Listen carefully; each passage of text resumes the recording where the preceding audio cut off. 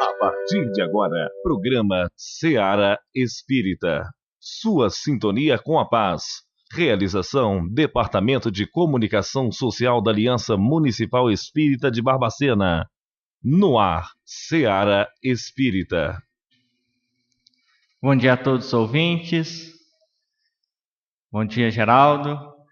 Hoje estamos aqui com o Geraldo, para falarmos um pouco dessa data que se aproxima, que é o Natal. Vamos falar um pouco do Natal e Espiritismo, buscando dar uma visão do que o Espiritismo tem sobre o Natal, essa data que comemoramos o aniversário de Jesus.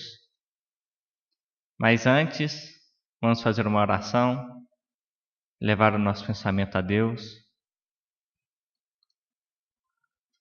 Louvamos Deus por sua infinita bondade e sabedoria, que nos permite estarmos encarnados, nos dando oportunidades a cada momento de aprendermos e de nos melhorarmos.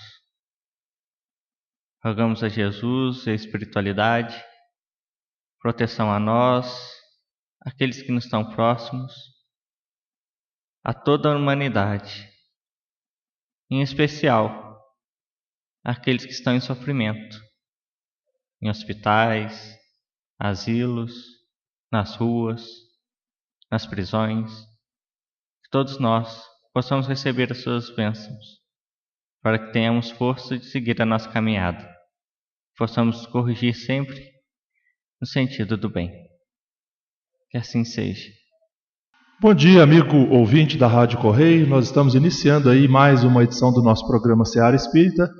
E hoje a grata satisfação de termos aqui a presença do Geraldo Leburg, grande conhecedor da doutrina espírita, tem a oportunidade de contribuir muito com o nosso programa nos últimos tempos.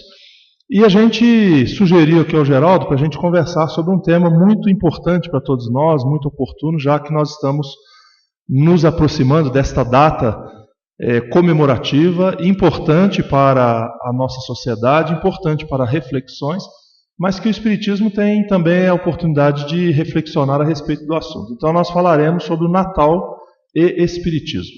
E eu começo cumprimentando o Geraldo, dando as boas-vindas a ele e perguntando já de início, de onde vem o termo Natal? Bom dia, Geraldo. Ô Paulo, bom dia Fred, bom dia ouvintes da Rádio Correio da Serra. O Paulo, na introdução, falou da proximidade com essa data, o 25 de dezembro, ou seja, estamos aí a 3 dias do Natal, E nós celebramos o Natal desde tempos antigos, desde a antiguidade, mas muitas vezes assim não temos o cuidado ou não tivemos a oportunidade de entender a estrutura do Natal. O que é o Natal? Esse Natal que nós vivemos aí a cada ano, no final do ano.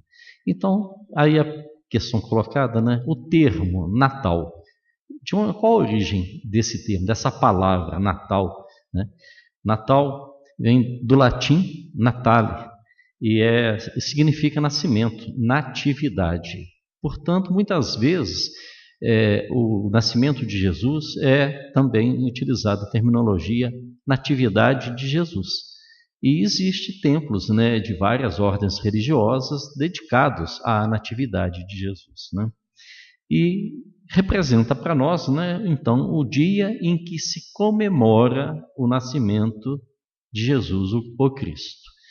Em português, o termo Natal, ele é traduzido diretamente, tirando o E final. Então, Natal em francês é Noël, que significa também nascimento, nascido, Christmas em inglês e Natale em italiano, porque é a língua, o idioma atual, que mais herdou da língua latina. Então, Natal tem esse significado: nascimento, natividade, surgimento de uma nova era, a gente poderia dizer.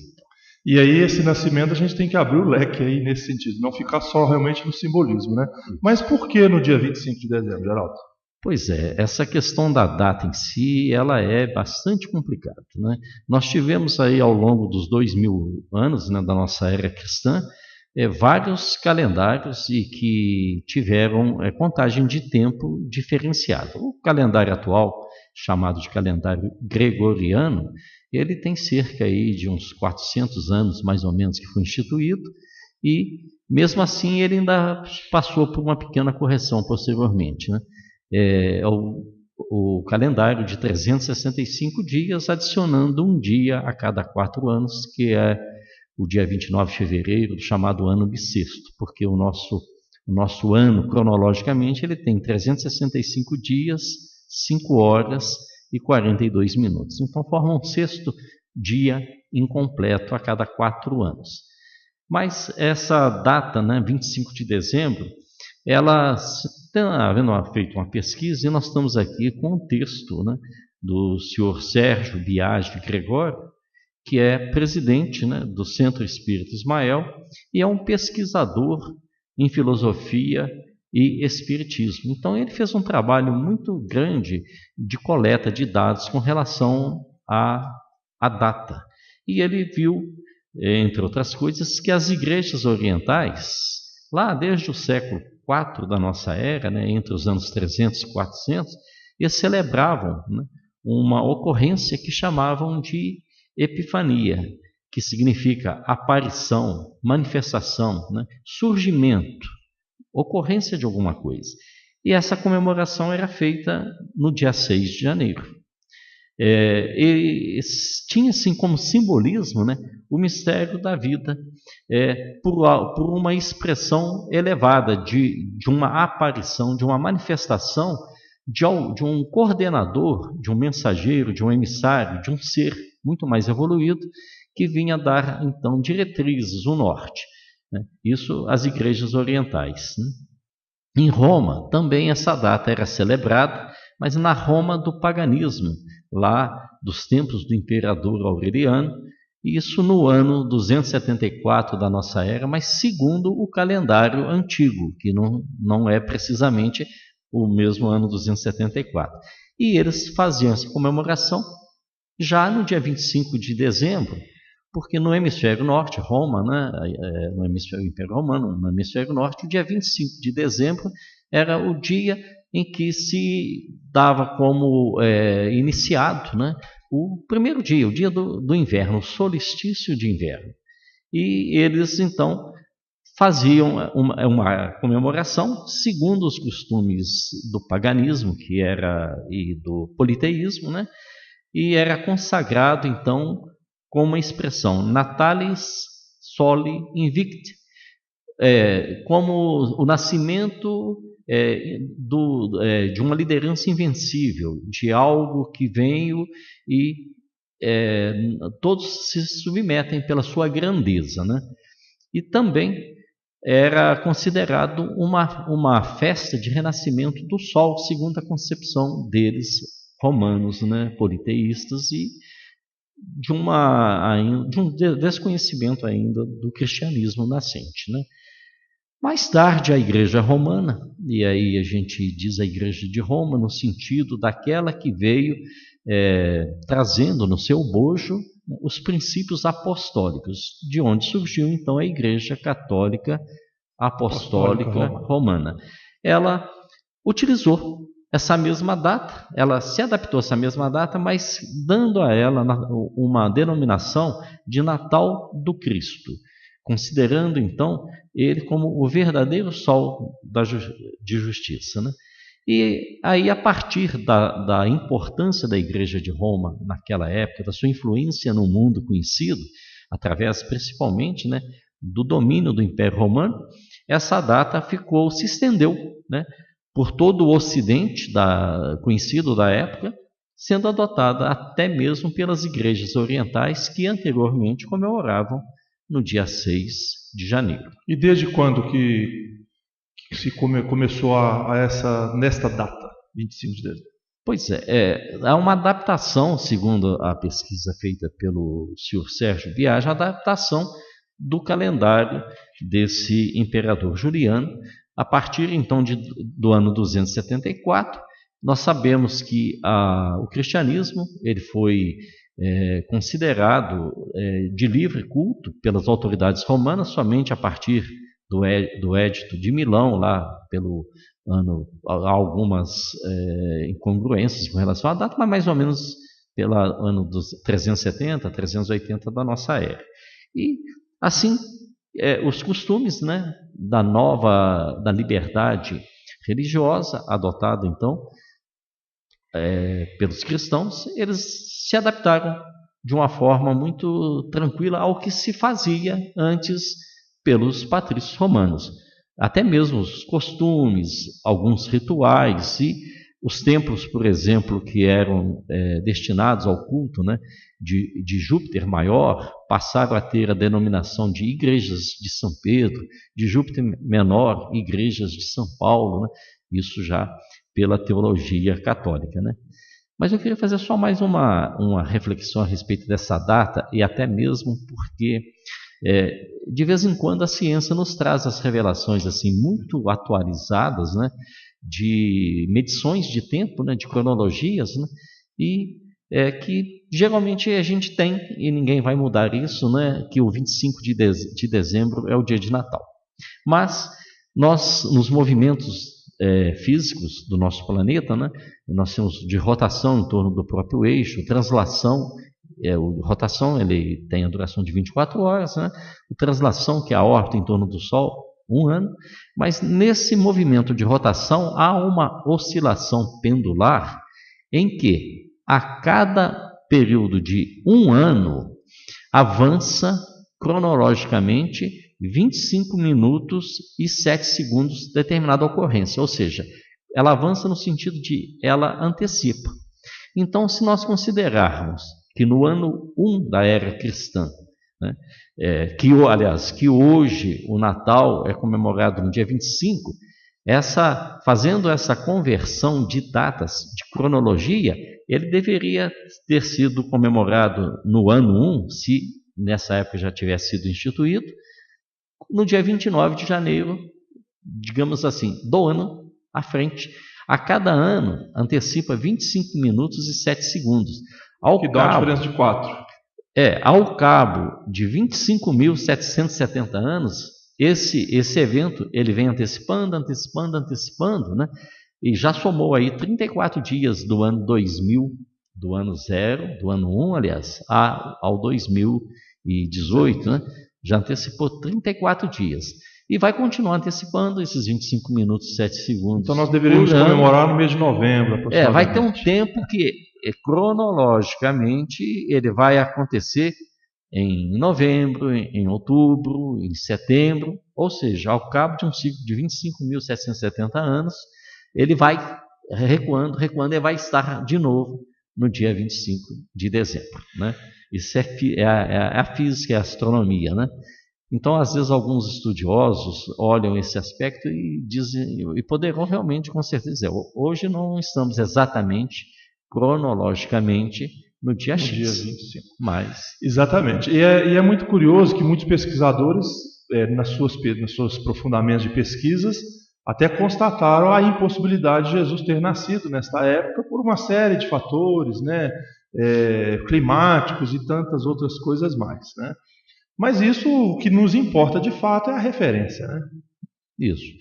Com relação a essa questão da autenticidade da data, da época, né, com certeza existem muitas controvérsias, né? Nós temos, por exemplo, algumas correntes que dizem que por que colocar o nascimento de Jesus no dia 25 de dezembro, né, do ano 1, faltando 6 dias para terminar o ano? Por que não ser no dia 1º de janeiro, não é a era cristã? Então, com o nascimento dele, marcamos o primeiro dia de uma era. Se o nosso calendário é de janeiro a dezembro, o dia 1º de janeiro seria, então, o dia correto, exato, de se atribuir essa data, né? Outros dizem que deveria ser mesmo no dia 6 de janeiro, como as igrejas orientais, até o século IV, elas atribuíam essa data. E por que elas atribuíam essa data? Porque estudiosos, né, monges, observadores, astrônomos, né? Eles viram que de tempos em tempos um cometa com a luz, com a intensidade muito forte, passava sobre os céus do Oriente Médio, em certas latitudes, que perfeitamente poderia ter sido um desses cometas que teria passado por sobre aquela região do Oriente Médio e que na nossa iconografia ela é tratada como sendo a estrela de Belém. Esse cometa que teria guiado, né, as comitivas daqueles que esperavam a vinda desse Messias, né? Então, eles atribuem assim, de uma forma bastante científica que poderia ser no dia 6 de janeiro. Mas também outros dizem que poderia ser no dia 25 de março, no dia 20 de maio.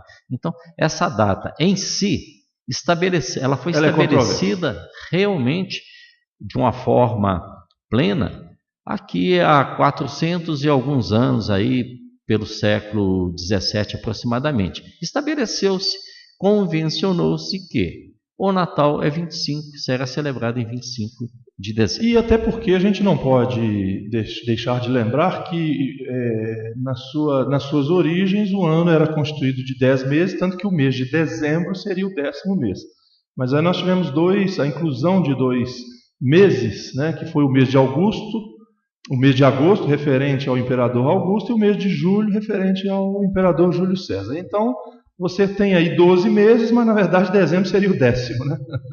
Então é curioso isso. Mas eu queria entrar, Geraldo, porque o tempo realmente é implacável com a gente, o nascimento de Jesus propriamente dito, porque isso é o que realmente nos importa, né? Essa referência deste homem que passou pela nossa história e deixou para a gente um rastro, né, para que a gente pudesse seguir, um rastro luminoso. Então, o nascimento de Jesus, a manjedoura. Olha, Paulo, esse relato que nos é feito, trazendo, né, essas circunstâncias do nascimento e que muitas vezes difere, né, de uma fonte para outra, mas assim, não se sabe exatamente qual é a mais fidedigna dessas fontes. Mas a gente tem que lembrar o seguinte, na época e até mesmo hoje, em alguns países do hemisfério norte, é comum em regiões camponesas as edificações residenciais, as habitações, elas serem feitas em 2 pavimentos. O pavimento inferior, né, ele é totalmente fechado, exceto por uma abertura bastante grande, um portão, vamos chamar assim, e que ali são abrigadas, né, as reses, as ovelhas, né, os animais de propriedade ali dos residentes. E sobre esse pavimento térreo é que fica assim as acomodações destinadas aos proprietários, aos indivíduos que ali habitam. Então eram casas bastante pequenas, onde que nós tínhamos então no andar térreo o estábulo. Isso ali ficavam confinados durante a noite ou em períodos de nevascas, né, os animais, abrigados então do vento e das intempéries e protegidos também contra animais predadores. E ali era muito mais fácil deles serem alimentados e serem cuidados. E os moradores habitavam no andar de cima. Ora, a casa de José, pai de Jesus, era, como todas as outras, uma casa muito pequena. E José já tinha lá seus filhos, né, como era viúvo, e ele já tinha lá seus filhos. Então, aconteceu que o nascimento de Jesus ocorreu em uma área, né, um pouco mais reservada, com mais privacidade da casa. Então, naquela que foi no local, né, que ficavam abrigados os animais. Daí esse relato da manjedoura. Que, de qualquer forma, qualquer que seja a conotação que se dê a isso, o que nós devemos ter, né, em termos simbólicos, mas também em crença, é que a manjedoura relacionada com o nascimento desse, que é o maior de todos os líderes conhecidos, né, essa expressão maior espiritual que habitou aqui entre nós, Esse nascimento na manjedoura revela então o caráter humilde e simples daquele que seria o maior revolucionário de todos os tempos, sem que precisasse escrever uma única palavra. Jesus não escreveu nada. E ele, como sendo adjetivado de revolucionário, não é nessa conotação do revolucionário nos termos políticos que a gente entende hoje, tendo alguma relação pequena assim. Ele veio trazer uma revolução de costumes, ele veio substituir, né, as expressões rigorosas, né, do judaísmo pelas expressões ternas e afetivas, amorosas, né, verdadeiras daquilo que a lei de Deus nos destinou. Então, daí esse significado simbólico da manjedoura, né, da humildade. Ele que poderia ter escolhido um berço de ouro, né, preferiu nascer, né? Mostrou, né, o exemplo da sua humildade. E houve um anúncio profético a respeito da vinda de Jesus, ou seja, houve uma predição da chegada de Jesus? Sim, desde a antiguidade há registros, né, no Antigo Testamento e também em outras fontes, né, hinduístas, né, por exemplo, de que nós receberíamos em determinado tempo, quando se fizesse oportuno, né, a vinda de um líder, de um grande líder, né, de um líder autêntico que nos desse, né, as motivações e o direcionamento para que nós pudéssemos nos melhorarmos, né. Isso foi anunciado pelos profetas da antiguidade, tanto aqueles ligados ao judaísmo quanto a outras religiões, né? E na teologia católica, né, cristã, aliás, diz que houve um anúncio, né, com o seguinte conteúdo, né?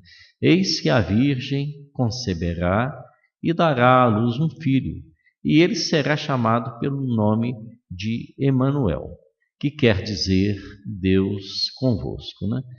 E mais ou menos na época, né, que estava prevista a chegada, né, chegou mesmo, né, o início da nossa era com o nascimento de Jesus entre nós, lá em Belém.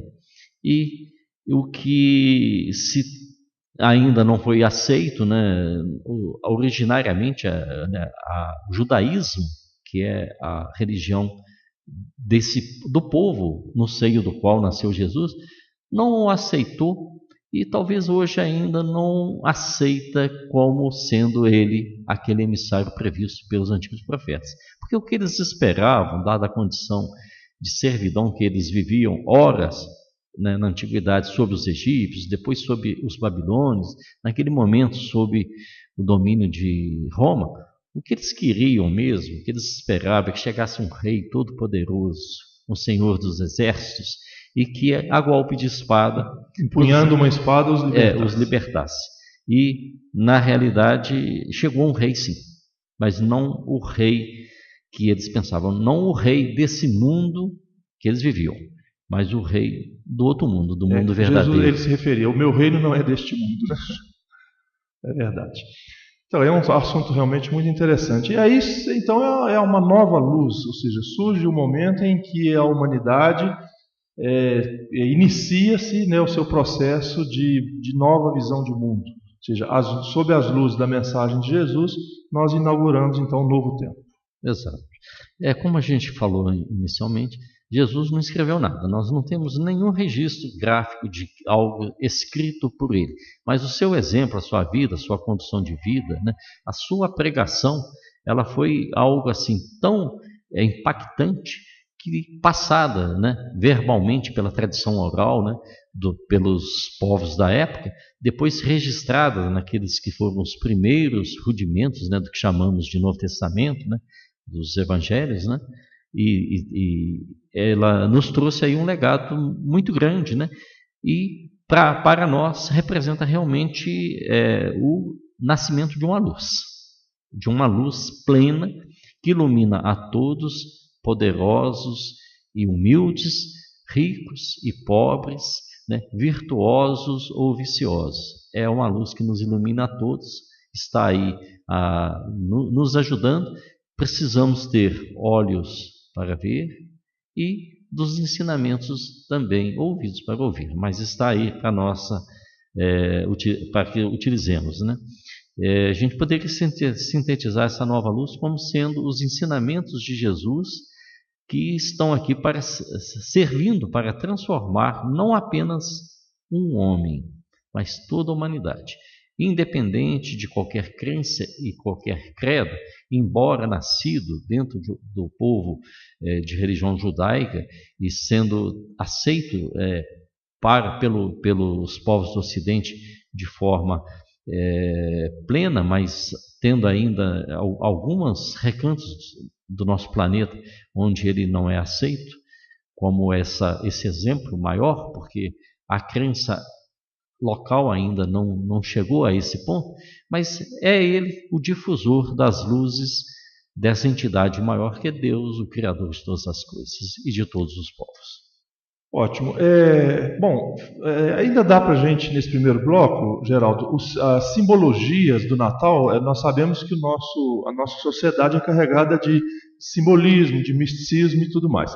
E nós temos visto, né, desde um bom tempo, vamos dizer assim, um Natal com menos Jesus e mais Noel. O que você poderia falar para a gente a esse respeito? E aproveitando já o gancho, o espírito do Natal, o verdadeiro espírito de Natal. Vamos a algumas coisinhas, né? Os ouvintes, né, que estão aí nos seus lares aí, ou aqueles que estão pelo comércio, com certeza estão vendo as decorações de Natal, né? Árvores, né, luzes, né, enfeites adequados, né? Então, a árvore de Natal, quando foi que surgiu a árvore de Natal? Essa é uma contribuição do povo alemão. Surgiu lá no século VIII da nossa era, né? Eles lá, de alguma forma, começaram a enfeitar, né, árvores por ocasião, então, do Natal. A figura do Papai Noel, ela surgiu na Turquia, olha só. Atribui-se a um monge, né, de nome Nicolau, e que isso, olha, no século IV da nossa era, que ele tinha uma prodigalidade muito grande de buscar em determinada época do ano, principalmente no inverno, a suprir as necessidades das pessoas, mas isso ele fazia de uma forma assim bastante secreta.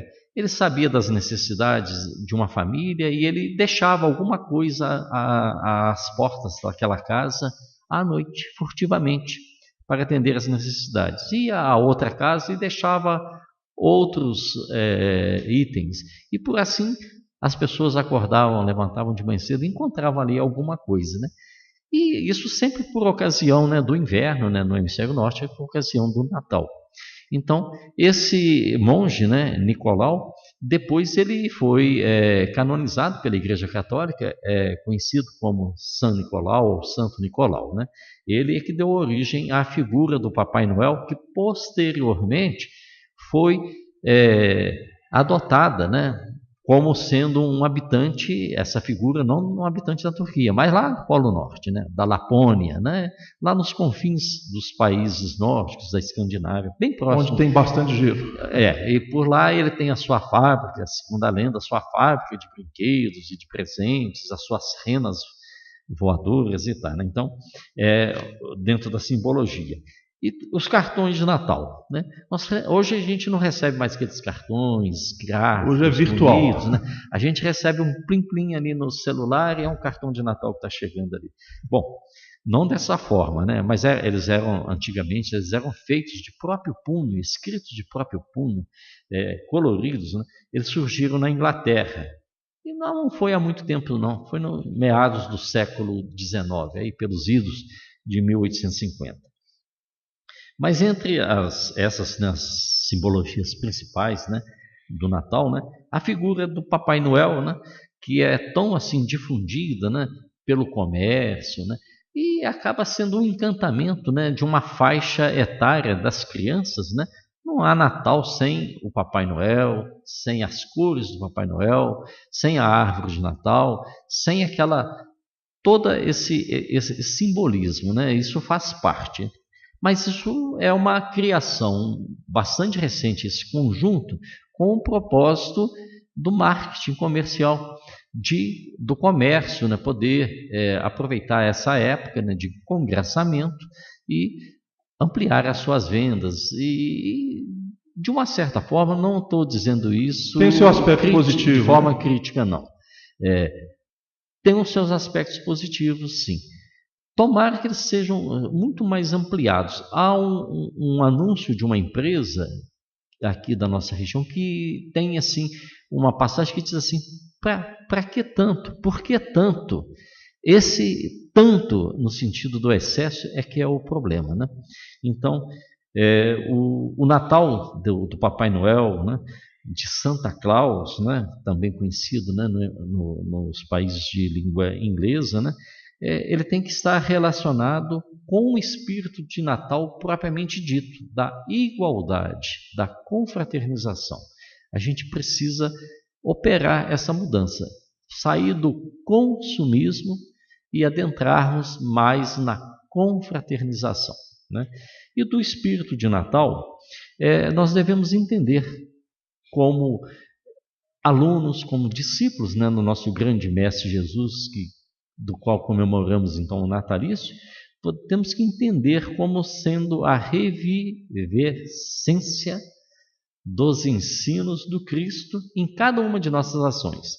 E isso, quando nós nos habituarmos, nós não vamos ficar limitados a que isso aconteça só no dia de Natal ou na véspera do Natal, não. A gente precisa nos habituarmos a que isso possa acontecer no nosso dia a dia, em palavras de gentileza, em atitudes de gentileza, em olhares que possam ajudar, que possam reanimar as pessoas, em procedimentos, em transferência de energias, em doação de energias que possam ajudar o nosso semelhante. E também daquilo que nós temos e que podemos ceder, né, para atender às necessidades materiais do nosso próximo, ajudando a que ele um dia não venha a depender mais dessa ajuda, por não estar mais, por ter superado essa fase, por ter, né, uma autonomia. Então, dando do que nos sobra ou do que temos e que não usamos, do que temos e que não precisamos de tanto, podemos ajudar o nosso semelhante e fazer o Natal todo dia. Perfeito. É uma mensagem belíssima e a gente realmente constata, quase que de forma bastante generalizada, com algumas exceções, naturalmente, mas um Natal aonde uma comemoração de aniversário cujo aniversariante muitas vezes não é convidado, né? Não é bem-vindo porque tamanha os desatinos que nós às vezes cometemos.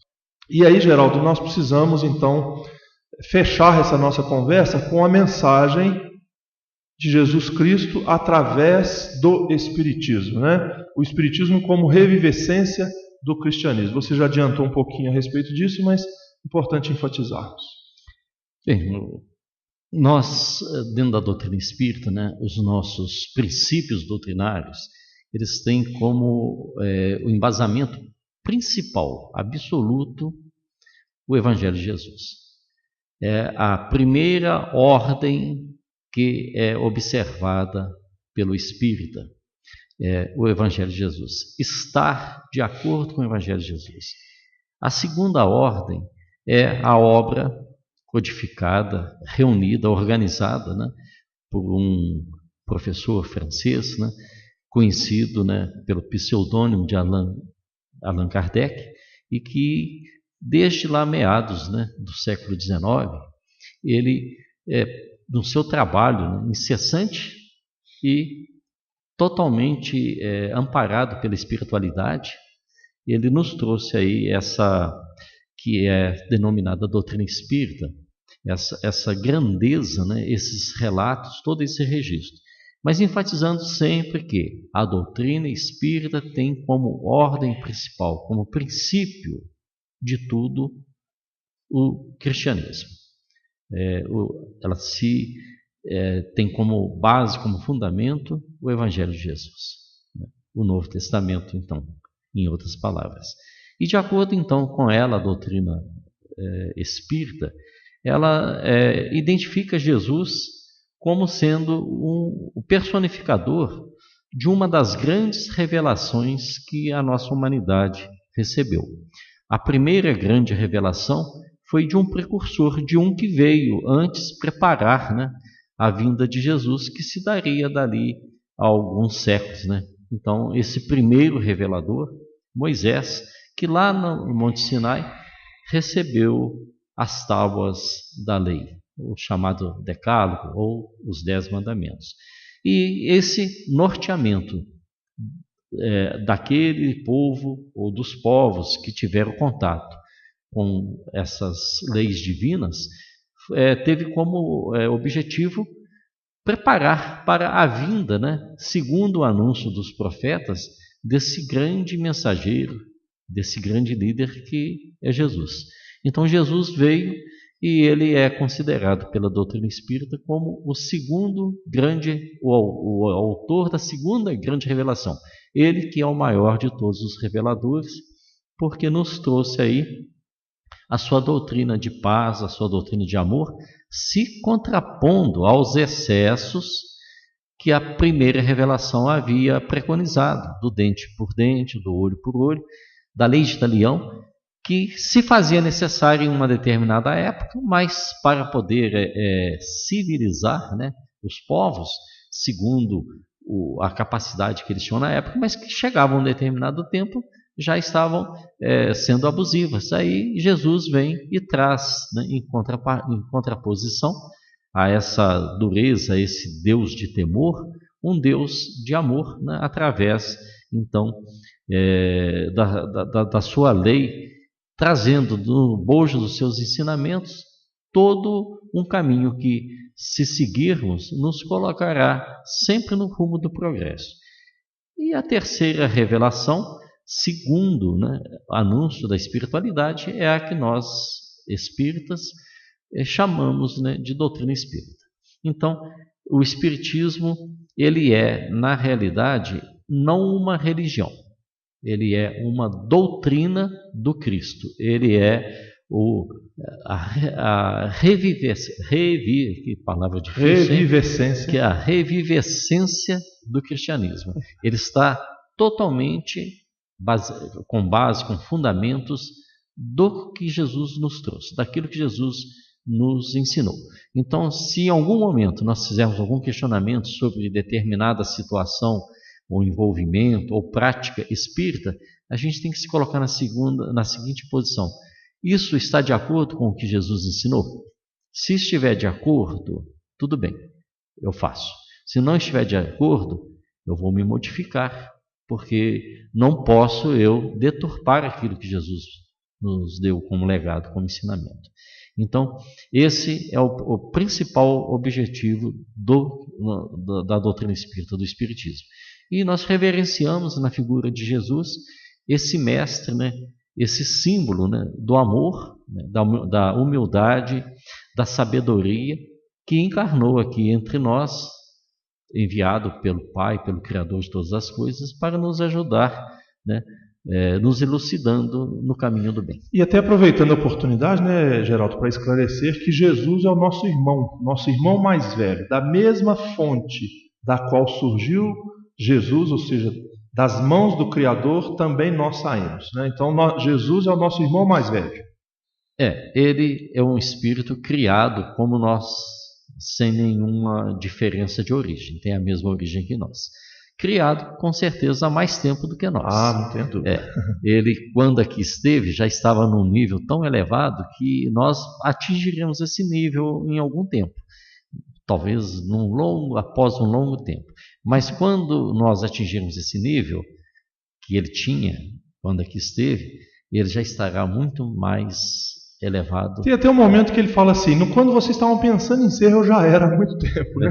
Mais ou menos isso que ele quis dizer. E eu lembro aqui também, quando Geraldo se refere à questão de religião espírita, e às vezes há muito questionamento a respeito disso. Tem pessoas que falam assim: o espiritismo não é uma religião. É claro que óbvio que o Geraldo coloca aqui pra gente, no sentido de ser uma religião a mais no mundo, aquela que entra no espírito de competitividade que a gente observa muitas vezes permeando entre as religiões. O espiritismo vem a ser uma religião como uma consequência, né, dos nossos atos, na origem desta ideia, né, de nos religar ao Criador, de nos fazer mais próximos, criatura para o Criador.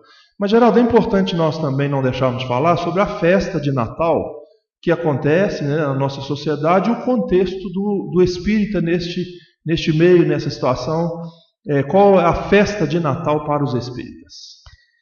Olha, a gente observa que as casas espíritas buscam também, dentro desse ambiente, né, natalino, fazer também, intensificar as suas ações sociais e promover, né, confraternizações entre seus frequentadores, seus adeptos e também com aqueles assistidos por ela. Essa promoção, né, essa ajuda material é bem-vinda com toda certeza, e ela é sempre, eu não vou dizer secundada, ela é sempre antecipada pelo propósito do esclarecimento, porque a doutrina espírita é também conceituada como a fé raciocinada. Buscar entender, né, os contextos, né, e desse conhecimento da verdade, né, buscar propiciar a libertação de cada um de nós daquelas amarras que nos prendem aí a práticas que são inferiores, para que possamos nos elevar espiritualmente, né? Mas, como a gente falou, né, Natal, né, lembrando o termo também natividade, né, de Jesus, né, nós espíritas, né, devemos sempre nos lembrar de comemorar no Natal, no nascimento de Jesus, o nascimento da doutrina espírita também, embora ela tenha vindo ao mundo pelas mãos de Kardec e da espiritualidade 18 séculos e meio depois, como a doutrina espírita é o cristianismo, é aquele cristianismo dos primeiros tempos, puro, dos primeiros tempos. Então, o Natal também, para nós espíritas, é como o nascimento. Um nascimento, um renascimento, talvez, né? Da religiosidade, da forma de entender a religião, né? Os preceitos religiosos e colocá-los em prática com essa grande referência que temos, que é Jesus, né? E, entre outras formas, né? Não vou dizer inovadoras, mas que mesmo do tempo da fala de Jesus, elas eram visíveis e patentes. Por exemplo, o Natal trouxe, a doutrina espírita trouxe um significado muito grande às questões, os princípios fundamentais, à justiça, né, ao entendimento da dor, do sofrimento, né? Nunca pregou a necessidade da dor e do sofrimento, mas sempre relevou a importância, a utilidade da dor e do sofrimento. Isso através da lei de reencarnação. Outra bandeira que a doutrina espírita traz, né, com frequência à nossa lembrança, a lei de causa e efeito, ação e reação. Se hoje eu posso ajudar alguém e eu não ajudo, amanhã eu estarei talvez numa condição da necessidade da ajuda e não posso julgar, condenar se alguém não me ajudar. Essa solidariedade, né, que é o amor ao próximo, que é o grande ensinamento, o maior ensinamento de todos, se nós nos ativermos restritamente à prática do amor ao próximo, todos os códigos penais, todas as leis, elas passam a ser desnecessárias. É o grande ensinamento que Jesus nos trouxe e que a doutrina espírita nos relembra isso aí a cada instante, nos dizendo que optando pela prática do bem, teremos uma vida feliz. E ao contrário, se escolhermos o mal, teremos que sofrer as suas consequências no sentido de nos adaptarmos à lei do progresso, que é inexorável. Ou seja, se nós estivermos sendo conduzidos pelo amor, é a melhor forma de caminhar, de evoluir. Mas se nós formos refratários a essa vivência e não praticarmos a atitude amorosa, de respeito e de amor ao próximo, de alguma forma também nós vamos chegar lá, não vamos ficar às margens do caminho. Vamos chegar lá, mas que vai ser bem penoso. Nós vamos arrastando, né? Podemos ir caminhando com suavidade ou podemos arrastar. E é importante também lembrar, nós falávamos aqui nos bastidores sobre os excessos, em que muitas vezes temos a oportunidade de viver, de exercitar, e que isso gera uma consequência, conforme você já está notificando para todos nós aqui. E aí a gente inclui nesses excessos as bebidas alcoólicas, né, os entorpecentes de forma geral, e também até os excessos das guloseimas, né? Ou seja, nós às vezes nos sentamos à mesa como verdadeiros glutões, e aí nos excedemos quando na verdade é um momento que nos pede o equilíbrio e o bom senso. Você falou alguns minutos atrás sobre esse encontro das famílias, né? As pessoas se deslocam de outras cidades para procurar, né, os seus núcleos familiares, né? Isso é algo tão assim bonito, tão aconchegante, mas infelizmente também nessa época o outro lado da moeda, né, o atendimento hospitalar, as emergências hospitalares, né, acabam sendo também bastante tumultuadas por causa dos excessos. Então, o que a gente deseja é que realmente as pessoas pensem, né, e se sintam com o espírito de Natal no seu comedimento necessário. Então, e aí é bastante oportuno a gente realmente repensar, né, buscarmos realmente esse momento de reflexão. E aí, Geraldo, eu queria te agradecer, né, a sua atenção, o seu carinho aí ao nosso programa e que nos dá a oportunidade de sentarmos e aprendermos juntos. Eu gostaria que nas suas conclusões aí você deixasse a sua mensagem de reflexão para este momento. Nós temos aqui uma frase que eu vou ler. Amar quem nos ama é gratificante e nobre.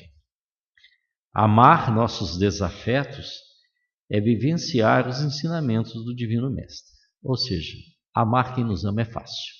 Amar os nossos desafetos é difícil. Mas a hora que nós nos habituarmos a amar a todos, nós não teremos mais desafetos.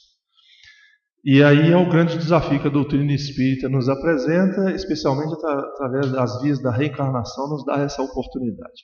Geraldo, nós agradecemos, desejamos que você leve com você, para a sua família, os nossos votos de reconhecimento, né, e de fraternidade, que você seja feliz nesse ano de 2019, para que a gente possa trabalhar muito, né, inclusive dentro das nossas possibilidades, para a causa espírita, para Jesus, para que esse mundo nós possamos realmente inaugurar um tempo novo e um mundo melhor. Então a gente agradece aí a você pela oportunidade. Que Deus nos abençoe a todos. Você ouviu o programa Seara Espírita, realização do Departamento de Comunicação Social da Aliança Municipal Espírita de Barbacena. Seara Espírita.